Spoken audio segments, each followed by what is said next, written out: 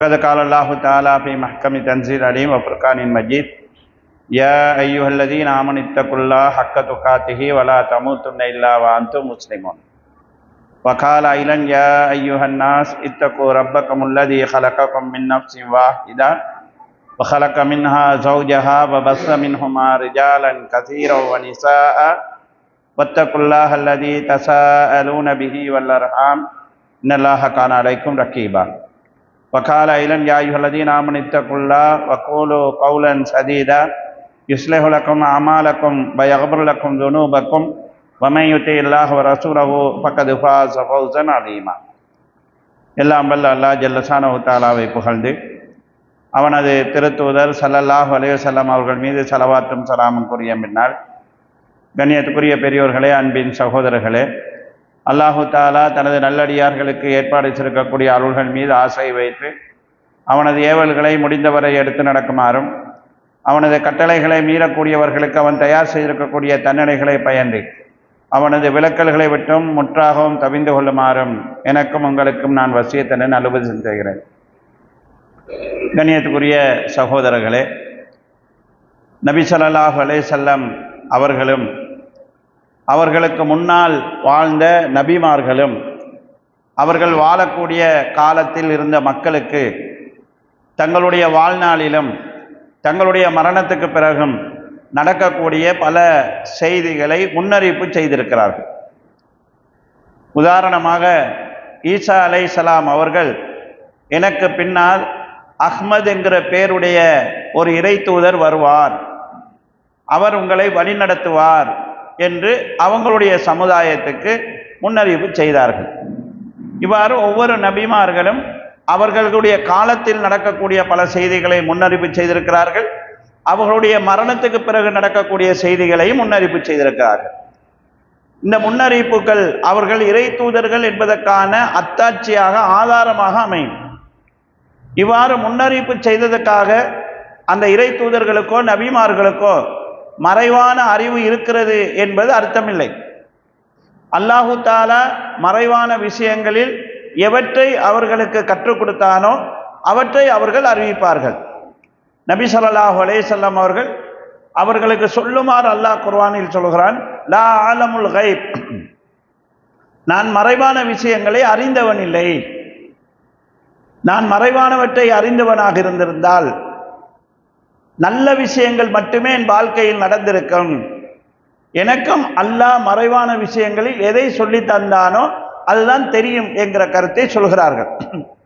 நபி ஸல்லல்லாஹு அலைஹி வஸல்லம் அவர்கள் முன்னைய நபிமார்களை விட அதிகமான முன்னறிவிப்புகளை செய்தார்கள். அவருடைய தூதுத்துவத்தை உண்மைப்படுத்துவதற்காகவும் பின்னால் உலகம் அழிவதற்கான அடையாளங்களை சொல்லும் முகமாகவும் நபி ஸல்லல்லாஹு அலைஹி வஸல்லம் அவர்கள் ஏராளமான முன்னறிவிப்புகளை செய்திருக்கிறார்கள். அந்த முன்னறிவிப்புகள் எங்களுடைய கண்களால் நாம் காணக்கூடிய அம்சங்களாகவும் இருக்கிறது. ரசூல் ஸல்லல்லாஹு அலைஹி வஸல்லம் அவர்களுடைய முன்னறிவிப்புகளை அறிஞர்கள் 3 வகையாக பிரிப்பார்கள். நடந்து முடிந்தவைகள், நடந்து கொண்டிருப்பவைகள், நடக்க போகிற முன்னறிவிப்புகள் என்கிற அடிப்படையில் சிலர் பிரிப்பார்கள். நபி ஸல்லல்லாஹு அலைஹி வஸல்லம் அவர்கள் சொன்ன பெரிய முன்னறிவிப்புகள், சின்ன முன்னறிவிப்புகள் என்று 2 வகையாகவும் அறிஞர்கள் பிரிப்பார்கள். ரசூலுல்லாஹ்வுடைய முன்னறிவிப்புகளை எடுத்துக்கொண்டால், நான் ஏற்கனவே சொன்ன மாதிரி நடந்தது, நடக்க போவது, நடந்து கொண்டிருப்பது. இதற்கு ஒரு உதாரணம் சொல்வதாக இருந்தால், நபி ஸல்லல்லாஹு அலைஹி வஸல்லம் அவர்கள் ஹைபர் போரின் போது அவர்கள் ஒரு கூடாரத்துக்குள் இருக்கிறார்கள். ஒரு சஹாபி சலாம் சொல்லி உள்ளே வருகிறார். வந்த சஹாபியிடத்திலே நபி ஸல்லல்லாஹு அலைஹி வஸல்லம் அவர்கள், பைனி வ பைன ஸாஅ, எனக்கும் மறுமை நாளுக்கும் இடையில் 6 விஷயங்கள் இருக்கிறது, அந்த 6 நடக்காமல் மறுமை நாள் வராது, அந்த 6ஐயும் நான் சொல்கிறேன், நீ எண்ணிக்கொள் என்று சொல்லிவிட்டு நபி ஸல்லல்லாஹு அலைஹி வஸல்லம் அவர்கள் முதலாவதாக, மௌத்தி, நான் மரணிக்க வேண்டும், என்னுடைய மரணம் நிகழாமல் மறுமை வராது. 2வது, ஃபத்ஹு பைத்துல் மக்திஸ், பைத்துல் முகத்திஸ் பள்ளி வாயலை முஸ்லீம்கள் வெற்றி கொள்வார்கள். மூன்றாவது மூத்தானுன், ஒரு பயங்கரமான மரண அவலம் ஏற்படும். ஆடுகளுக்கு ஏற்படுவது போன்ற ஒரு நோய் ஏற்படும், அதில் நிறைய பேர் மௌத்தா போவீர்கள் என்று ரசூல் ஸல்லல்லாஹு அலைஹி வஸல்லம் அவர்கள் சொல்கிறார்கள். நாலாவது இஸ்திபாலத்துல் மால், இந்த அரபு நாட்டில் செல்வம் இஸ்திபாலான வெள்ளம் போல் பெருக்கெடுத்து ஓடும், செல்வம் பெருகும். எந்த அளவுக்கு செல்வம் பெருகும் என்றால், ஹதியா கேட்டு வாரவன்ட்ட 100 தீனார் சல்லியை கொடுத்தா எனக்கு இது போதாது என்ற திருப்தி இல்லாமல் அவன் போகிற அளவுக்கு செல்வம் பெருகும் என்று ரசூல் ஸல்லல்லாஹு அலைஹி வஸல்லம் சொன்னார்கள். சொன்ன இந்த 4 விஷயங்களும் நடந்து முடிந்து விட்டது. ரசூலுல்லாஹ்வுடைய மரணம், பைத்துல் முகத்தஸ் உமர் ரலியல்லாஹுடைய ஆட்சி காலத்தில் கைப்பற்றப்பட்டது. உமர் ரலியல்லாஹுடைய ஆட்சி காலத்தில் சிரியாவில் பயங்கரமான கொலரா நோய் ஏற்பட்டு பல்லாயிரம் பேர் அதில் மௌத்தா போனார்கள். 3 நாளில் 70,000 பேர் மரணித்தார்கள் என்று சொல்லக்கூடிய அளவுக்கு பயங்கரமான ஒரு மரண அவலம் அதில் ஏற்பட்டது. நாலாவது அரபு நாட்டில் செல்வம் பெருகுவது. இந்த 4ம் நடந்து முடிந்து விட்டது. ஐந்தாவது ரசூல் ஸல்லல்லாஹு அலைஹி வஸல்லம் சொன்னார்கள், ஒரு ஃபித்னா உருவாகும். அந்த ஃபித்னா எல்லா அரபிகளுடைய வீடுகளுக்குள்ளும் நுழையும் என்று ரசூல் ஸல்லல்லாஹு அலைஹி வஸல்லம் சொன்னார்கள். அது என்ன ஃபித்னா என்கிறது தெரியவில்லை. ஒருவேளை அது நடக்கும்போது அல்லது நடந்து முடிஞ்சதுக்கு பிறகு நமக்கு தெரிய வரலாம். இந்த டிவி வந்த நேரத்தில் டிவி தான் அந்த ஃபித்னா என்று சொன்னார்கள். ஆனால் டிவி ஒரு எல்லாருடைய வீட்டுக்கும் வந்த ஒரு விஷயமா ஆயிடுச்சு. போன் வந்த நேரம் போன் தான் அந்த ஃபித்னான்னு சொன்னார்கள். இன்றைக்கு அது எல்லா வீட்டுக்கும் ஒரு ஃபித்னாவா இருக்குது. அரபிகளுக்கு என்று ஒரு ஸ்பெஷலான ஒரு ஃபித்னா ஒன்று உருவாகும். அது என்னன்னு தெரியாது. ரசூல் ஸல்லல்லாஹு அலைஹி வஸல்லம் அவர்களும் அதை தெளிவாக அடையாளப்படுத்தவில்லை, ஆனால் நடக்கும். ஆறாவதாக, உங்களுக்கும் ரோமர்கள் கிறிஸ்தவர்களுக்கும் இடையில் ஒரு சமாதான ஒப்பந்தம் நடக்கும், ஒரு பாதுகாப்பு ஒப்பந்தம் நடக்கும். அந்த ஒப்பந்தத்துக்கு பிறகு நீங்களும் அவர்களும் சேர்ந்து ஒரு எதிரியோடு சண்டை பிடிப்பீர்கள். அந்த சண்டையின் முடிவில் உங்களுக்கு வெற்றி கிடைக்கும். வெற்றியோடு திரும்பி வருகிற வழியில் அந்த கிறிஸ்தவ படை வீரர்களில் ஒருவன் சிலுவை வென்றுவிட்டது, சிலுவை வென்றுவிட்டது என்று சொல்லி சிலுவையை தூக்கி காட்டுவான். சண்டை செய்தது நீங்களும் அவர்களும் சேர்ந்து செஞ்ச சண்டை. வெற்றியை சிலுவைக்கு கொடுக்கும் போது முஸ்லீம்களுடைய படையில் இருக்கக்கூடிய ஒரு வேகமான ஒரு நபர், கோபமான ஒரு நபர் எழுந்து அந்த சிலுவையை உடைத்து அந்த போர் வீரனை கொன்று விடுவார். இதோடு உங்களுக்கும் அவர்களுக்கும் இடையில் ஒப்பந்தம் முடிந்து உங்களுக்கும் அவர்களுக்கும் இடையில் ஒரு பகைமை ஏற்படும். அந்த பகைமைக்கு பழி தீர்ப்பதற்காக அவர்கள் 80 கொடிகளின் கீழ் உங்களுக்கு எதிராக அணிதிரண்டு வருவார்கள். ஒவ்வொரு கொடிக்கு கீழும் 12,000 போர் வீரர்கள் இருப்பார்கள். அந்த நேரத்தில் பயங்கரமான ஒரு போர் ஒன்று நடக்கும். இது சஹீஹுல் புகாரியிலே பதிவு செய்யப்பட்டிருக்கிறது.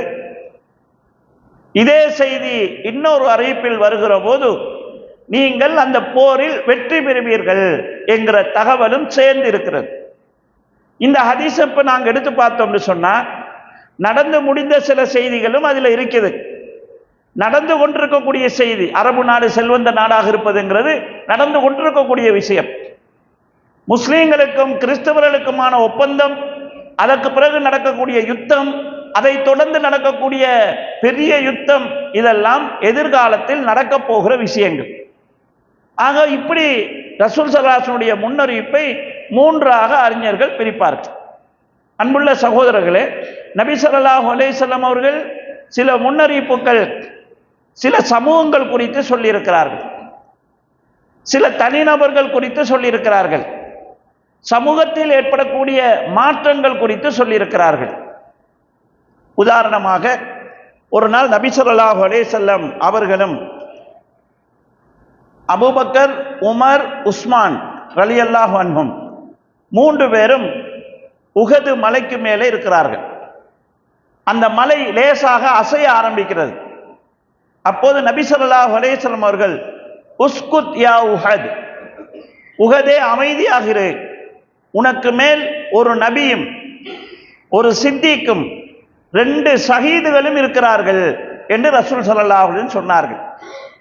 இந்த ஹதீஸில் நபி ஸல்லல்லாஹு அலைஹி வஸல்லம் அவர்கள் சித்திக் என்று சொன்னது அபூபக்கர் ரலியல்லாஹு அவர்களை, 2 ஷஹீதுகள் என்று சொன்னது அபூபக்கர் உமர் ரலியல்லாஹு அன்ஹுமா 2 பேரையும். இந்த வார்த்தை மூலமாக உமர் ரலியல்லாஹு அவர்களும் கொல்லப்படுவார்கள், உஸ்மான் ரலியல்லாஹு அவர்களும் கொல்லப்படுவார்கள் என்பதை ரசூல் ஸல்லல்லாஹு அலைஹி வஸல்லம் முன்னறிவிப்பு செய்தார்கள். அந்த முன்னறிவிப்பு நடந்ததை நாங்கள் பார்க்கிறோம். உஸ்மான் ரலியல்லாஹுடைய ஆட்சி காலத்தில் தான் முஸ்லிம்களுக்குள் ஃபித்னா உருவானது. உஸ்மான் ரலியல்லாஹு அவர்கள் வீட்டில் சிறைப்பிடிக்கப்பட்டு கொலை செய்யப்பட்டார்கள். இதை நீங்கள் ஹதீஸ்களிலே ரசூல் ஸல்லல்லாஹு அலைஹி வஸல்லம் அவர்கள் உஸ்மான் ரலியல்லாஹு அவர்களுக்கு ஒரு முன்னறிவிப்பு செய்கிறார்கள். அல்லாஹ் உனக்கு ஒரு ஆடையை அணிவிப்பான், அந்த ஆடையை கலட்டுவதற்காக சிலர் முயற்சி செய்வார்கள், நீ அதை கலட்டக்கூடாது என்று சொன்னார்கள்.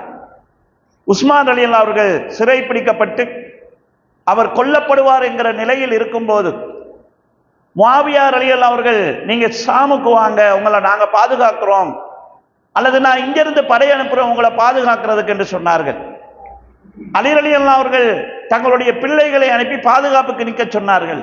உஸ்மான் ரலியல்லாஹு அவர்கள் யாரையும் நிற்க வேண்டாம் என்றும் எனக்காக யாரும் வாழ் தூக்க கூடாது என்றும் சஹாபாக்களுக்கு சத்தியம் செய்தார்கள். ஏனென்றால் அவர் கொல்லப்படுவார் என்பது அவருக்கு தெரியும், ரசூலுல்லாஹ் முன்னறிவிப்பு செஞ்சிருந்தாங்க. ஆட்சியை விட்டு கொடுத்தால் கொல்ல மாட்டார்கள் என்று அவங்க சொல்றாங்க. ஆனா ரசூலுல்லாஹ் என்ன சொன்னாங்க, அல்லாஹ் உனக்கு ஒரு ஆடையை அணிவிப்பான், அதிகாரத்தை அல்லாஹ் தருவான், அதை கலட்டுவதற்காக சிலர் முயற்சி செய்வார்கள், உன்னை பதவியை பறிக்கிறதுக்காக முயற்சி செய்வாங்க, பதவி தேவையில்லை நீ விட்டு கொடுத்துட்டு போயிடாத, ஏனென்றால் இது பழக்கமா போயிடும். யார் ஆட்சிக்கு வந்தாலும் அவரை விரும்புகிறவங்களும் இருப்பாங்க, வெறுக்கிறவங்களும் இருப்பாங்க. அப்ப வெறுக்கிறவங்க ஆர்ப்பாட்டம் செஞ்சு குழப்பம் செஞ்சு கொண்டிருந்தா நிலையான எந்த ஆட்சியும் வராது. எனவே அதுக்கான ஒரு முன்னுதாரணம் ஒன்றிலிருந்து வரக்கூடாது. எனவே உஸ்மான் ரலியல்லாஹு அவர்கள் தனக்கு எதிராக நடந்த அந்த அநியாயத்துக்கு எதிராக சண்டை பிடிக்கவும் இல்லை, தந்த பதவியை விட்டு கொடுக்கவும் இல்லை, நான் கொல்லப்படுவேன் என்கிறத தெரிஞ்சு அதுக்கேற்றாமல் நடந்து கொண்டார்கள். கண்ணியத்துக்குரிய சகோதரர்களே, இவ்வாறு நபி ஸல்லல்லாஹு அலைஹி வஸல்லம் அவர்கள் நிறைய சஹாபாக்கள் சம்பந்தமான தனிப்பட்ட முன்னறிவிப்புகள் செய்தார்கள். அந்த முன்னறிவிப்புகள் வரலாற்றில் நடந்து கொண்டு வருகிறது. பல விஷயங்கள் நடந்து முடிந்திருக்கிறது. ஒரு நாள் நபி ஸல்லல்லாஹு அலைஹி வஸல்லம் அவர்கள் ஜும்மா செய்து கொண்டிருக்கிறார்கள். அவர்களுடைய பேரன் ஹசன் ரலியல்லாஹு அன்ஹு அவர்கள் பள்ளி வாசலுக்குள்ளால் வருகிறார்கள். சின்ன பிள்ளை சரியாக நடக்க முடியாதனால் தத்தி தத்தி வர்றாங்க. ரசூல் ஸல்லல்லாஹு அலைஹி வஸல்லம் அவங்க புள்ள உளுந்துருண்ட மாதிரி நிலையில இறங்கி போய் பிள்ளையை தூக்கிட்டு வந்து மிம்பரில் தனக்கு பக்கத்திலே பிள்ளையை வைத்துவிட்டு மக்களுக்கு பேச ஆரம்பித்தார்கள். அப்படி பேசி கொண்டிருக்கும் போது கொஞ்சம் சில மக்களையும் பார்த்தாங்க, பிள்ளையும் பார்க்குறாங்க. இப்படியே பார்த்து பேசி கொண்டிருந்த ரசூல் ஸல்லல்லாஹு அலைஹி வஸல்லம் அவங்க ஒரு முன்னறிவிப்பு செய்தார்கள். இன்னபினி ஹாதா சய்யிதுன், எனது இந்த பேரன் ஒரு காலத்தில் ஒரு தலைவராக வருவார். சயுஸ்லிஹுல்லாஹு பிஹி பைன ஃபியத்தைனி அலீமத்தைனி மினல் முஸ்லிமீன், இவர் மூலமாக அல்லாஹு தஆலா முஸ்லிம்களில் இருக்கக்கூடிய 2 பெரிய பிளவுகளுக்கு மத்தியில் ஒத்துமையை உண்டு பண்ணுவான், ஒரு சீர்திருத்தத்தை உண்டு பண்ணுவான் என்று ரசூல் ஸல்லல்லாஹு அலைஹி வஸல்லம் அவர்கள் முன்னறிவிப்பு செய்தார்கள்.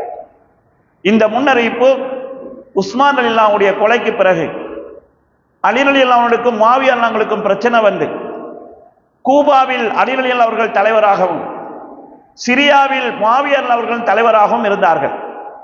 அலி ரலியல்லாஹு அவர்கள் கொல்லப்பட்டதும் அந்த இடத்துக்கு தலைவராக ஹசன் ரலியல்லாஹு அவர்கள் வந்தார்கள்.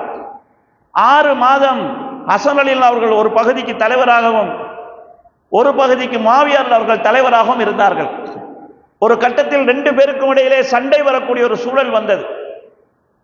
அப்போது முஆவியா ரலியல்லாஹு அவர்கள் ஒரு தூது அனுப்பினார்கள். அந்த தூதுக்கு ஹசன் ரலியல்லாஹு அவர்கள் பதில் சொன்னார்கள், பதவியில் நீங்களே இருங்கள், நீங்களே ஒட்டுமொத்த முஸ்லிம் சமுதாயத்துக்கும் தலைவராக இருங்கள், எங்களுடைய பகுதியில் பாதிக்கப்பட்டவர்களுக்குரிய நஷ்டஈட்டை கொடுங்க, என்கிற சில கோரிக்கைகளை வைத்தார்கள். அந்த கோரிக்கையின் அடிப்படையில் 2 பேரும் ஒன்று சேர்ந்தார்கள். அந்த ஆமுல் ஜமா, முஸ்லிம்கள் ஒன்று சேர்ந்த ஆண்டு என்று வரலாற்றில் பதிவு செய்யப்படுகிறது. ரசூலுல்லாஹ்வுடைய முன்னறிவிப்பு அந்த இடத்திலே நடப்பதை நாங்கள் பார்க்கிறோம். இப்படி ஏராளமான முன்னறிவிப்புகள் ரசூலுல்லாஹ் அவங்க செஞ்ச சில முன்னறிவிப்புகள் முஸ்லிம் சமுதாயத்துக்கு பெரிய பாதுகாப்பாக அமைந்தது. அபூதல் கிஃபாரி என்கிற ஒரு சஹாபி, அவர் முக்கியமான ஒரு சஹாபி, கொஞ்சம் வேகமான ஒரு சஹாபி, துணிச்சல் மிக்க ஒரு சஹாபி, உலக வாழ்க்கையில பற்றில்லாத ஒரு வாழ்க்கை வாழ்ந்தவர். ஒரு போருக்கு போகும்போது அபூதரை காணவில்லையே என்று ரசூலுல்லாஹ் கேட்டுக்கொண்டிருந்தார்கள். தூரத்தில் புழுதியை கிளப்பிக் கொண்டு ஒரு குதிரை வேகமாக வந்து கொண்டிருந்தது. ரசூல் ஸல்லல்லாஹு அலைஹி வஸல்லம் அவர்கள் அந்த புழுதி கிளப்பி வருகிற குதிரை அபூதருடையதாக இருக்கலாம் என்று சொன்னார்கள். கொஞ்சம் நெருங்கி வருகிற போது அவர் தான் வந்து கொண்டிருக்கிறார். ரசூல் ஸல்லல்லாஹு அலைஹி வஸல்லம் சொன்னாங்க, தனியா வாரார், தனியா வாழ்வார், தனியாவே மௌத்தா போவார் என்று ரசூல் ஸல்லல்லாஹு அலைஹி வஸல்லம் சொன்னார்கள். இந்த அபூதர் கிஃபாரி ரலியல்லாஹு அன்ஹு இடத்துல இருந்த ஒரு கொள்கை என்னன்னு கேட்டா, காசி பணத்தை சேர்த்து வைக்க கூடாது. 3 நாளைக்கு தேவையான அளவு மட்டும்தான் என்னிடத்துல இந்த காசு நான் வச்சுக்கலாம், மற்றதெல்லாம் தர்மம் செஞ்சிடணும். அப்படித்தான் அவர் வாழ்ந்தார். ரசூலுல்லாஹ் அவருக்கென்று சில பிரத்யேகமான உபதேசங்கள் செஞ்சிருந்தாங்க. அதை வாழ்நாள் பூராக கடைபிடித்தும் வந்தார். இந்த பிரச்சனையில அவரை நாடு கடத்த வேண்டிய ஒரு சூழல் ஏற்பட்டது. அவர் ஒரு நாள் நபி அவர்களிடத்திலே வந்து, அல்லாஹ்வுடைய தூதரே, எனக்கு ஒரு பொறுப்பு தாங்க, எனக்கு ஒரு பதவி தாங்கன்னு சொன்னாங்க. ரசூல் ஸல்லல்லாஹு அலைஹி வஸல்லம் சொன்னாங்க, அபூதர், பதவிங்கிறது இனிமையா இருக்கும், நாளை மறுமையில அல்லாஹ்விடத்துல பதில் சொல்ல வேண்டிய பொறுப்பா இருக்கும். நீ பலவீனமான ஆள், பலகீனம்னால் உடல் அவர் பலமான ஆள், அவர் பலகீனம்னு சொன்னா அவரிடத்துல அதாவது கஷ்டப்படுறவனை பார்த்துட்டு இருக்கல அவருக்கு. அவர் ஒரு பதவியில இருந்தா எல்லா காசையும் தர்மம் செஞ்சாண்டா பிரச்சனை வந்தா யார் பார்க்கிறது? பதவி உனக்கு சரிப்பட்டு வராது. நீ 3 பேருக்கு கூட தலைவனா இருக்கக்கூடாதுன்னு ரசூலுல்லாஹ் உத்தரவு போட்டாங்க. ஒரு கட்டத்தில் முஸ்லிம்களுக்குள் பிரச்சனையை உண்டு பண்ணி கொண்டிருக்கக்கூடிய ஒரு சூழல்ல சிலர் அபூதர் கிஃபாரி இல்லாம போய் சொன்னாங்க, எங்கட படைக்கு நீங்க தளபதியா வாங்க, நாங்க நீதியை நிலைநாட்ட போறோம், நீங்க ஒன்றும் செய்ய தேவையில்லை, எங்களுக்கு தலைவரா மட்டும் இருங்க, அபூதர் தான் எங்கட தலைவர் என்ற பேர்ல நாங்க சண்டை செய்வோம்னு சொல்றாங்க. அப்ப அவருக்கு ரசூலுல்லாஹ் சொன்ன இந்த ஹதீஸ் ஞாபகம் வருது, 3 பேருக்கு கூட நீ தலைவனா இருக்கக்கூடாது என்கிற ஹதீஸ். எனவே உஸ்மான் அல்லாஹ்வுடைய அனுமதியை கேட்டுக்கொண்டு பாலைவனத்துக்கு போகிறார். பாலைவனத்தில் போய் இருக்கிற நேரத்தில் அவருக்கு மரண வேதனை வருகிறது. அவனோட மனைவி அழுகிறாங்க. அப்ப ரசூல் ஸல்லல்லாஹு அந்த அபூதர் கிஃபாரி சொல்றாங்க, ஏன் அழுகிறாய்? நீங்க மௌத்தா போறீங்க, இந்த பாலைவன பூமியில் உங்களை அடக்கிறதுக்கு கூட ஒரு ஆள் இல்லாத நிலையில நான் இருக்கிறேன் என்று சொல்லும் போது அபூதர் கிஃபாரி ரலியல்லாஹு அன்ஹு சொன்னாங்க, ரசூலுல்லாஹ் ஒரு முன்னறிவிப்பு செஞ்சாங்க, அந்த முன்னறிவிப்புக்குரிய ஆளாக நான் இருக்கிறேன். அந்த முன்னறிவிப்பின் அடிப்படையில் என் தோழர்களில் ஒருவர் பாலைவனத்தில் தன்னந்தனியாக மௌத்தாகுவார். அவர் மௌத்தாகிற நேரத்தில் மூமின்களில் ஒரு கூட்டம் அந்த வழியை கடந்து போவார்கள். அவர்கள் ஜனாசாவுக்குரிய கடமையை செய்வாங்கன்னு ரசூலுல்லாஹ் சொன்னாங்க. நான் இந்த இடத்துல மௌத்தா போனா கட்டாயமா ஒரு கூட்டம் இந்த வழியால வருவார்கள், அவங்கள வச்சு நீங்க ஜனாசாவுடைய வேலையை செய்யுங்க என்கிறத ரசூல் ஸல்லல்லாஹு அலைஹி வஸல்லம் சொன்னாங்க. அதே மாதிரி அவர் மௌத்தா போன நேரத்தில் இப்னு மஸ்ஊதோட சேர்ந்த ஒரு கூட்டம் அதாவது வணிக கூட்டம், பயண கூட்டம் ஒன்று அந்த வழியால போறார்கள், அவங்க இவருடைய ஜனாசாவுடைய விஷயங்களை கையாளுறாங்க. இப்படி நபி ஸல்லல்லாஹு அலைஹி வஸல்லம் அவர்கள் ஏராளமான தனிநபர்களோடு சம்பந்தப்பட்ட முன்னறிவிப்புகள் செய்திருக்கிறார்கள். சமூகம் சம்பந்தமான பல விஷயங்களை நபி ஸல்லல்லாஹு அலைஹி வஸல்லம் அவர்கள் சொல்கிற போது ஜிப்ரீல் அலைஹிஸ்ஸலாம் அவர்கள் ஒரு நாள் மனித ரூபத்தில் வந்து மறுமை நாளின் அடையாளம் பற்றி கேட்கிறாங்க. ரசூலுல்லாஹ் அந்த நேரத்தில் 2 அடையாளம் சொன்னார்கள். அன் தலிதல் அமத்து ரப்பத்தஹா, அடிமை பெண் தன் எஜமானியை பெற்றெடுப்பாள். வஅன் தரல் ஹுபாத்தல் உராத்தல் ஆலத ரிஆ ஸாயி யததாவலூன ஃபில் புன்யான், போட்ட ஆடைக்கு மறு ஆடை இல்லாத, கால்ற செருப்பில்லாத சாப்பிடுவதற்கு வசதி இல்லாத ஆடு மேய்க்கிறவங்க எல்லாம் மேல மேல பில்டிங் கட்டுறதுல போட்டி போடுவதை நீங்க பார்ப்பீங்க. இது மறுமை நாளுடைய அடையாளம் என்று ரசூலுல்லாஹி ஸல்லல்லாஹு அலைஹி வஸல்லம் சொன்னார்கள். அடிமை பெண் எஜமானியை பெற்றெடுப்பாள் என்பதை அறிஞர்கள் விளங்கப்படுத்துகிற போது, தாய்மார் அடிமைகள் போலும் பெண் மக்கள் எஜமானிகள் போலும் வாழ்கிற காலம் உருவாகும் என்கிறதை சொல்கிறார்கள். உக்கூக்குல் உம்மஹாத், தாய்மார்கள் நோவினை செய்யப்படக்கூடிய காலம். இன்று அந்த சூழல் முஸ்லிம் சமுதாயத்திலும் உருவாகி வருகிறது. பெரும்பாலும் வீட்டில் பிள்ளைகள் எஜமானிகள் போலும் உம்மா வேலைக்காலை மாறியும் ஆகிற சூழல். குறிப்பா பெண்களும் வேலை செய்யக்கூடிய சூழல் உருவாகி, பொம்பளை பிள்ளைகள் வீட்டில் உம்மாவை வச்சுக்கிறது ஹெல்ப்புக்கு வேலைக்கு வச்சு கொண்டிருக்கக்கூடிய ஒரு சூழல். வீட்டை பார்த்துக்குவாங்க, பிள்ளைய பார்த்துக்குவாங்க, வீட்டு வேலையில கவனிப்பாங்க.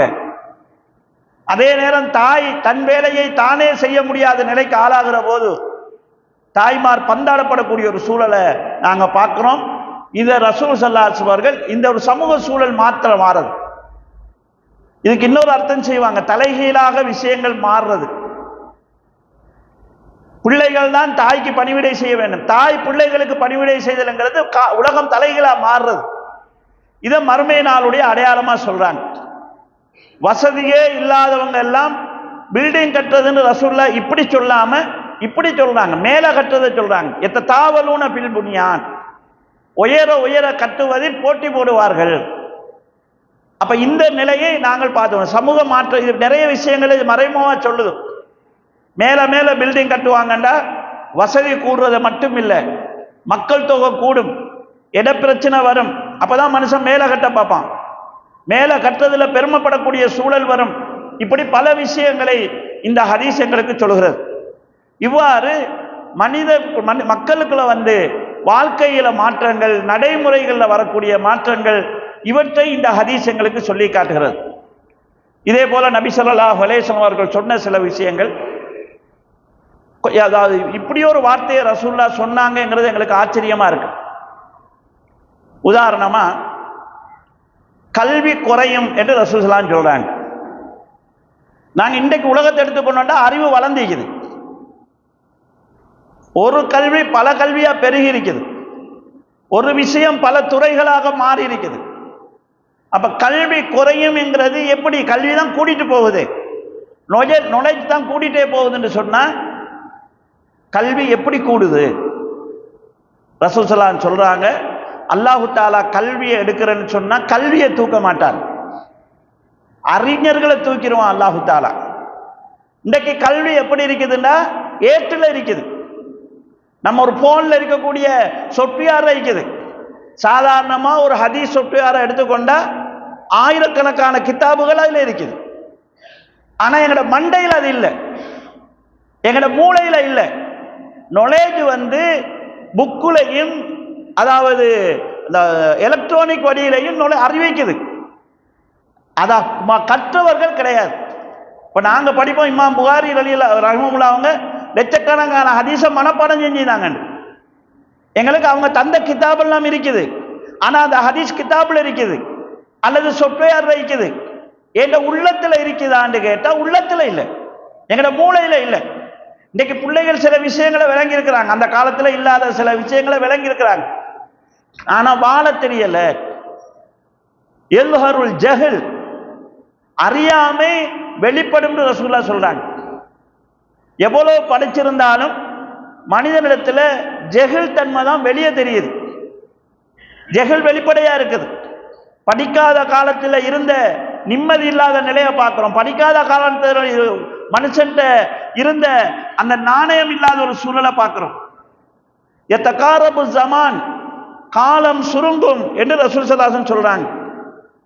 காலம் சுருங்கும்னு சொன்னா அந்த காலத்து அறிஞர்கள் சொன்ன விளக்கம், காலத்துடைய பரக்கத்தை அல்லாஹ் எடுத்துருவான், டைம்ல பரக்கத் இருக்காது. காலம் சுருங்கும் என்பதை ரசூலுல்லாஹ் எப்படி விளங்கப்படுத்துறாங்கன்னா, ஒரு வருடம் ஒரு மாதத்தை போலும், ஒரு மாதம் ஒரு வாரத்தை போலும், ஒரு வாரம் ஒரு நாளை போலும், ஒரு நாள் ஒரு மணி நேரத்தை போலவும் காலம் சுருங்கும் என்று ரசூல் ஸல்லல்லாஹு அலைஹி வஸல்லம் சொல்றாங்க. அறிஞர்கள் சொன்ன விளக்கம், டைம்ல உள்ள பரக்கத்தை அல்லாஹ் எடுத்துருவான். இதை கண்கூடா நாங்க பார்க்கிறோம்.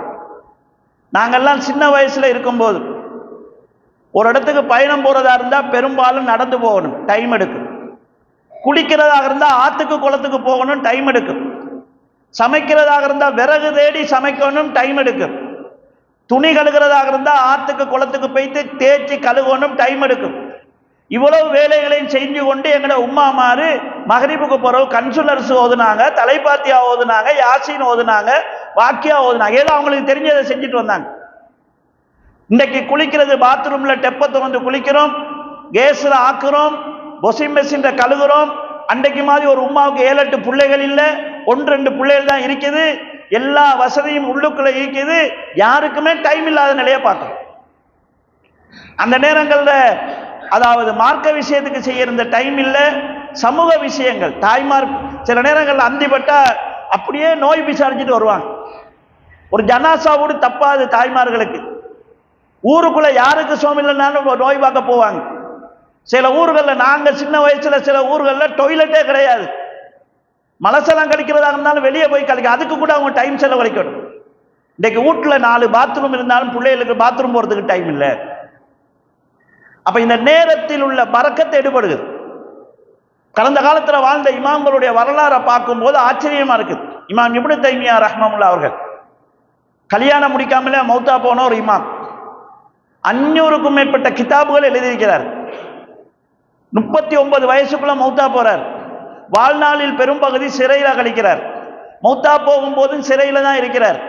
மாணவர்களுக்கு பாடம் நடத்துகிறார், தௌவா செஞ்சிருக்கிறார், மாற்று மதத்தவர்களோடு விவாதம் செஞ்சிருக்கிறார், தாத்தாரிகளோடு போர் செஞ்சிருக்கிறார். இன்றைக்கு அவர் எழுதின எல்லா கிதாபையும் வச்சு ஒரு ஆளுக்கு உனக்கு சாப்பாடு தாரோம் எல்லாம் தாரோம், நீ இந்த புத்தகத்தை முழுசா வாசிச்சு முடிக்க எங்களுக்கு டைம் போதாது. ஆனா அவங்க எழுதி வைக்கிறாங்க. சிறையில் இருக்கும்போது கரிக்கட்டையால் எழுதினாருன்னு அவரோட வரலாறு சொல்லுது. அப்படியும் எழுதியிருக்கிறாங்க. ஆனா இன்றைக்கு அவங்களோட வாழ்க்கையில் கிடைச்ச அந்த பரக்கத்தை எங்களுக்கு இல்லாம போயிருக்கு. இன்னொரு விளக்கம் தான் அதுக்கு சொல்வார்கள். என்னன்னு கேட்டா, இந்த டெக்னாலஜி கூடுறது. அந்த காலத்துல மாத கணக்குல ஹஜ்ஜிக்கு போனவங்க 6 மணித்தியாலத்துல சவுதிக்கு போய் ஹஜ்ஜில இறங்கிடுவாங்க. 6 மாசம் பயணம் செஞ்சதை காலம் சுருங்கி இருக்குது. ரசூலுல்லாஹ் சொன்னது அன்றைக்கும் பொருத்தமா இருக்குது, இன்றைக்கும் பொருத்தமா இருக்கு. இவ்வாறு நபி ஸல்லல்லாஹு அலைஹி வஸல்லம் அவர்கள் அந்த உலகத்தில் ஏற்படக்கூடிய மாற்றங்கள் தொடர்பில் ஏராளமான விஷயங்களை சொல்லி காட்டிருக்கிறார். இந்த செய்திகள் நடைமுறையில வருகிற போது நாங்க புரிந்து கொள்ள வேண்டியது என்னன்னா, ரசூலுல்லாஹ்வுடைய வாக்கில் உள்ள உண்மை, ஹதீஸ்கள் உள்ள தூய்மை, அதை அறிவித்து தந்த சஹாபாக்கள் இமாம்கள் மீதான நம்பிக்கை, அதை எங்களுக்கு சொல்லக்கூடிய ஹதீஸ் கிதாபுகள் மீதான நம்பிக்கை, இந்த ஹதீஸ்கள் எங்களுக்கு காட்டக்கூடிய வாழ்க்கையை வாழ்ந்தால்தான் இந்த பித்னால இருந்து நாங்க விடுபடலாம், இந்த பித்னால இருந்து நாங்க எங்களை பாதுகாத்துக் கொள்ளலாம் என்கிற தெளிவு எங்களுக்கு தேவை. ஏன்னா ரசூல் ஸல்லல்லாஹு அலைஹி வஸல்லம் அவங்க இதெல்லாம் நடக்க போகுதுன்னு சொல்லி எங்களுக்கு ஒரு வாழ்க்கையை சொல்லி தராங்க. எனவே ரசூல் ஸல்லல்லாஹு அலைஹி நாங்க ஹதீஸ்களை நம்பணும், அதுல சொல்லப்பட்டிருக்கக்கூடிய விஷயங்கள் உண்மைங்கிறத நம்பணும். ரசூலுல்லாஹ்வுடைய அந்த வார்த்தை தூதுத்துவத்தின் மீதான நம்பிக்கை எங்களுக்கு அதிகமாக ஏற்படணும். அதுக்கெல்லாம் இந்த முன்னறிவிப்புகள் எங்களுக்கு ஒரு வழிகாட்டலாக அமையும். இந்த அடிப்படையில தான் முன்னறிவிப்புகளை படிக்க வேண்டிய தேவையும் எங்களுக்கு வருகிறது. எனவே கண்ணியத்துக்குரிய சகோதரர்களே, நபி ஸல்லல்லாஹு அலைஹி வஸல்லம் அவர்களுடைய ஹதீஸ்கள் மீதான நம்பிக்கையை ஏற்படுத்தி கொண்டு, ரசூலுல்லாஹ்வுடைய வாக்கு மீதான நம்பிக்கை ஏற்படுத்தி கொண்டு, அவங்களோட வாழ்க்கை முறைதான் பித்னாவுடைய பிரச்சனையான சூழலிலிருந்து எங்களை பாதுகாக்கும் என்கிற அடிப்படைகளை புரிந்து கொண்டு வாழ்வதற்கு முயற்சி செய்வோம். எல்லாம் வல்ல அல்லாஹ் ஜல்ல ஷானஹு தஆலா அதற்கு நம் அனைவருக்கும் தௌஃபீக் செய்வானாக. வாஹிரு தவ்வானா அல்ஹம்துலில்லாஹி ரப்பில் ஆலமீன்.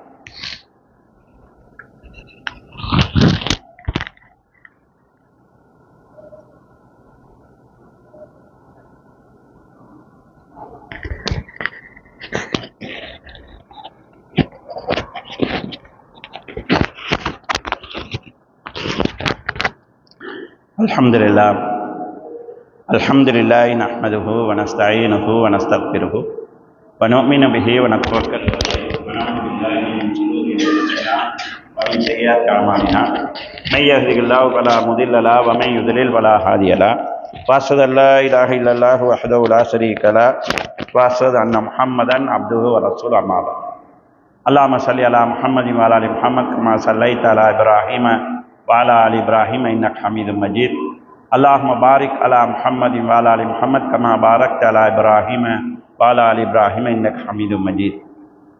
கண்ணியத்துக்குரிய சகோதரர்களே, நபி ஸல்லல்லாஹு அலைஹி வஸல்லம் அவர்கள் பிற்காலத்தில் ஏற்படுவதாக சொன்ன சில மாற்றங்கள், அந்த மாற்றங்கள் கெட்ட மாற்றங்களாக இருந்தால் அது ஏற்படும், அதை எங்களால் தவிர்க்க முடியாது.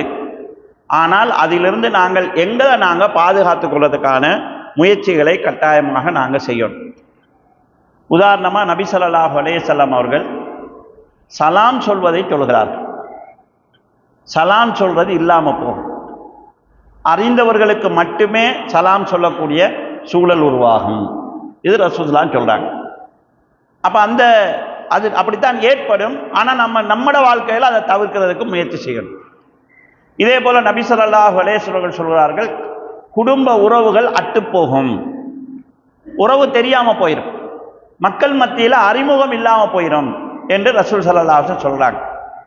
இதை நாங்கள் இன்றைக்கு முந்தி ஒரு காலம் ஒரு ஊரில் போய் யாரை கேட்டாலும் எல்லாருக்கும் தெரியும்.